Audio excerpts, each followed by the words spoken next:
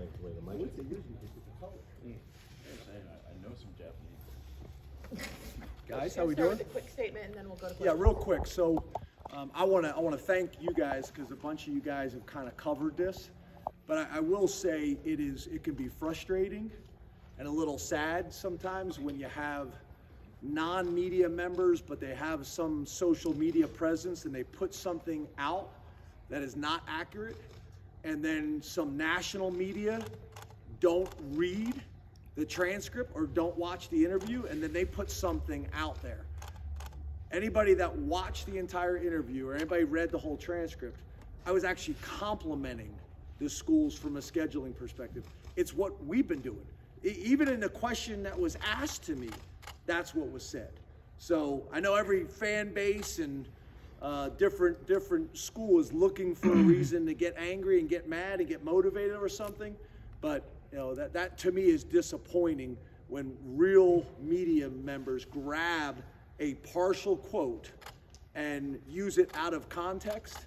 That's frustrating and disappointing. So I'm not talking to this group because I think you guys all saw it the same way, and some of you guys have put out some articles about it, and I appreciate that. But that's disappointing. And to me, you can't control the person that just has their own little social media page or whatever, and they're doing it from their mom's basement.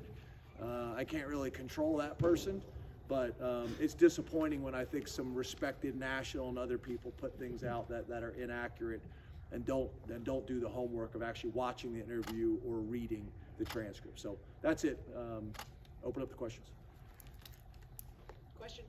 James, what's the culture in the locker room like right now, and how does it exemplify your core values? Well, the one thing I would say is I thought our Tuesday practice was as good of a Tuesday practice as we've had in a long time. I thought our Tuesday practice against West Virginia was really good, but then we didn't back it up with a Wednesday practice that was right. We're starting to kind of really figure out how to practice at a really high level on a consistent basis, and whether it's football or any other industry or sport, being really successful is about consistency, right? So that starts in the locker room. That starts with the leadership, whether it's the seniors, whether it's the captains, whether it's the leadership council, whether it's their attitude. We talk about the first core value, positive attitude, coming out with the right mindset and the right attitude from the beginning. Number 2, work ethic, coming out and being willing to work and do what's necessary. The competition has been excellent. Starting practice with the good on good stuff has been really good.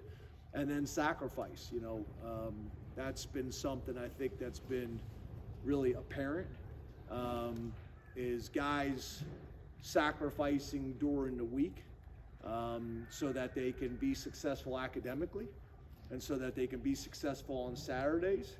And then they got a chance to be a normal college student Saturday night, but that's it. Me and Frank Leonard drive home every night. It's like Tuesday night and we're downtown. We're like, what is going on? Frank Leonard always says, don't they have any homework? Like downtown is like popping, Our guys don't get to do that. They get Saturday night, which is really all they get. And I want them to enjoy themselves. I want them to have a normal college experience. So I think they're doing a really good job of that right now. We got to continue it. Car rides with Frank seems like something I got to ask about. Is he still living? Yeah, Frank's been living with me now going on 2 years. It's kind of what's crazy about this profession. He has not wanted to move his family. Their kids are in high school. One's just started college. So his last couple jobs, they've kind of left home base to be home base. Frank's like a part of our family. My daughters love him. My dogs like him better than me, I think. And he's been awesome. We drive to work every morning together. We drive home every night. He's usually really passionate about something, yelling me on the ride home about it.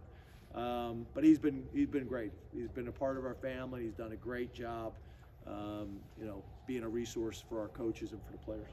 James, with Johnny Dixon, his ability to play both inside and out that we saw really come up last year, how much has that allowed Manny to do, or what has that unlocked for the defense? Yeah, I think in general, I think on defense, when you have depth and talent at corner and on the D line, it really opens up a lot of opportunities for what you want to do defensively, because those positions either can dictate in a positive way what you can do to attack the offense, or they can limit you in trying to protect those positions. So we're fortunate. Again, we've talked about the corners a lot, and Terry and the job he's done. Also the fact that our corners can cover and tackle. They're physical and they're tough, which is not always the case. And that we have, depth and size and athleticism at the defensive line position. I think it allows Manny to do a lot of different things that not only Maddie wants to do, but the defensive staff wants to do. Allows you to be creative, because you can leave those guys on an island from time to time if you want, which allows you to get extra numbers into the box or cause issues from a pressure standpoint on the quarterback as well. James, how have you seen Drew Shelton go from being the starting left tackle for the Final Five in the Rose Bowl to taking a step back and being the second teamer on both sides of the ball? Obviously not an easy thing for a lot of people to do. How has he kind of dealt with that dynamic? Well, first of all, it's probably a little bit like kind of how you talk about it is different than how we talk about it, and hopefully how he sees himself. I hope he views himself as a starter and is preparing as a starter. Some guys have the ability, it comes easy to them to flip to either side of the ball. We've been getting Caden some guard work. Well, a lot of times we like guys, if they're right tackle, to stay right guard. He's actually comfortable at left guard. That's unusual. Different stance, different footwork. So I think at first, Shelton, that transition going from left side to right side was hard on him. But he's adjusted really well, and I think our coaches and his teammates have a lot of confidence in his ability to do it. He's approaching it the right way. He's gotten bigger and stronger. I think last year he was just over 300 pounds, and this year he's, more in the teens, 312, 313, somewhere around there. So he's doing a really nice job. And tackles are hard to find. When he was a tackle in the state of Pennsylvania that we were trying to keep home. There's not a whole lot of tackles in the state of Pennsylvania. When they're out there, we got to do everything in our power to keep them home.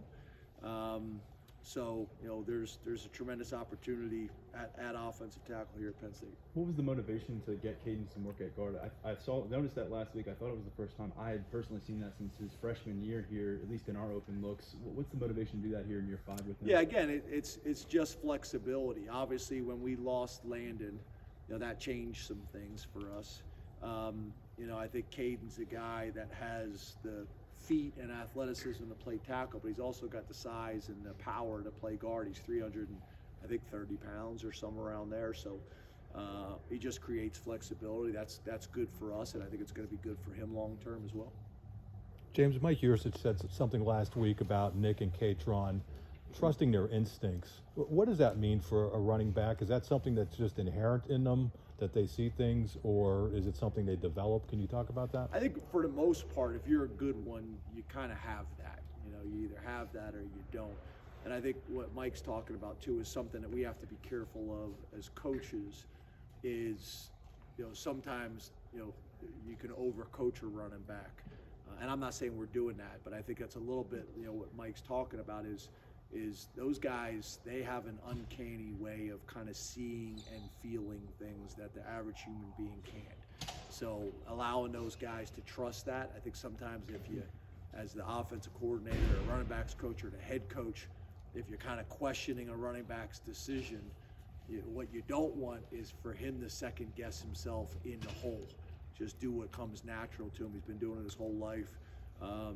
And those guys have shown the ability to do that. So, playing fast, playing aggressive, having fun, trusting your instincts, and just going. 2 more. James, we haven't seen them in live action since that open scrimmage in August, but what have the freshman running backs, London and Cam, done to this point on this fall? Again, we just haven't had those looks at them. Yeah, we've been pleased with both of them. Really have, both mentally and physically. They both came in a little bit undersized. So being able to get Trey in here has been really valuable because you weren't dependent on an undersized true freshman back to be your third back.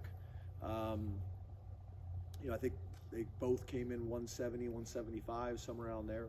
Cam's up to, I think, around 192 right now. He's done really well. London has struggled to put some weight on. But in terms of football IQ, in terms of kind of their instincts and vision, they've shown that. Their ability to pass pro, they've shown that they'll be tough and stick their faces in there. The Sunday night scrimmages have been really good. So I think both of those guys, if they're willing to do the things off the field, specifically in the weight room and nutrition and things like that, I think they both have a chance to have bright futures. And I think there's some excitement about those two guys. A lot of these guys, hopefully you'll have the opportunity to see late in the year, because for a lot of these guys, we're saving at least 2, if not more, games for at the end of the season. So, we can basically play them, whenever's needed. That could be on special teams or offensive defense. What was it about Trey that made you guys think that he'd be a good fit for what you guys wanted to do in the running back room?